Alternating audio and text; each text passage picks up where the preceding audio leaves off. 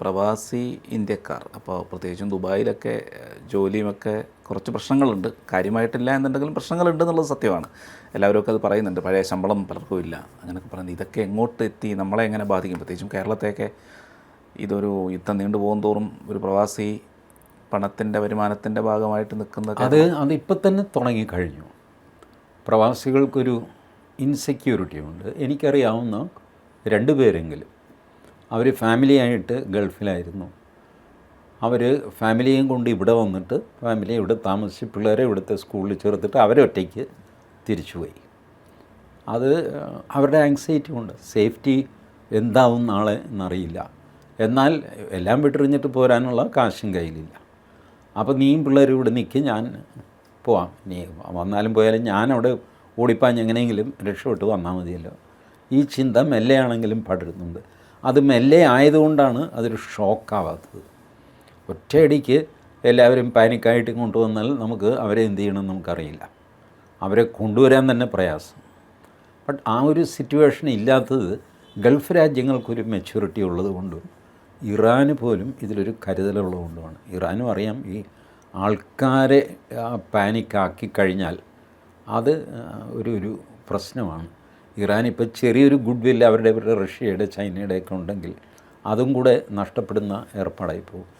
അതുകൊണ്ട് ആ ഒരു സ്റ്റെപ്പിലേക്ക് ഇറാൻ പോകില്ല. മാത്രമല്ല ഗൾഫ് രാജ്യങ്ങളെല്ലാവരും കൂടെ തിരിഞ്ഞു നിന്നെന്ന് വെച്ചോ, ഇറാനും കുറേ വിഷമിക്കും. ഗൾഫ് രാജ്യങ്ങൾ ഇപ്പോൾ പ്രതിരോധത്തിലാണ്. ഇറാനിൽ നിന്ന് വരുന്ന മിസൈലുകൾ, ഡ്രോണുകൾ അത് നിർവീര്യമാക്കുക, ആ ജോലി മാത്രമേ അവർ ചെയ്യുന്നുള്ളൂ. പ്രത്യാക്രമണം നടത്തുന്നില്ല. അവർക്ക് വേണമെങ്കിൽ പ്രത്യാക്രമണം നടത്താം. കിഴക്കേക്കരയിൽ ഇറാൻ, പടിഞ്ഞാറക്കരയിൽ ഞങ്ങളുണ്ട്. ഞങ്ങൾ കുറവൊന്നുമല്ല. Saudi, UAE, Yemen, Oman, Qatar, Bahrain ഇവരൊക്കെ ഉണ്ടല്ലോ. ഇവരെല്ലാം സൈമിൾട്ടേനിയസ് ഒരു അറ്റാക്ക് ഇറാനിലേക്ക് നടത്തി കഴിഞ്ഞാലോ.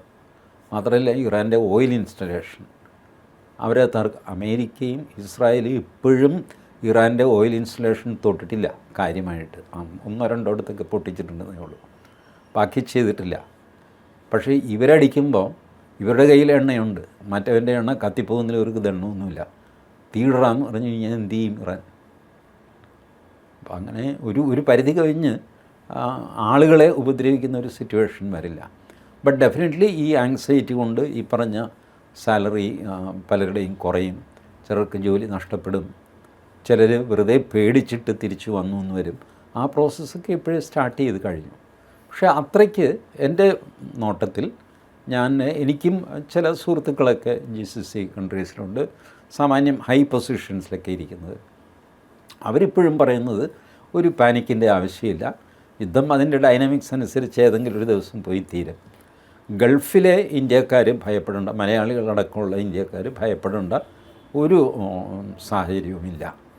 ബട്ട് ഭാരതത്തിൻ്റെ ഊർജം, എനർജി, ഇപ്പോൾ ഗ്യാസ്, ഫെർട്ടിലൈസർ ഇതുപോലെയുള്ള കാര്യങ്ങൾ എന്താണെന്ന് വെച്ചാൽ നിങ്ങളവിടെ നോക്കിയാൽ മതി.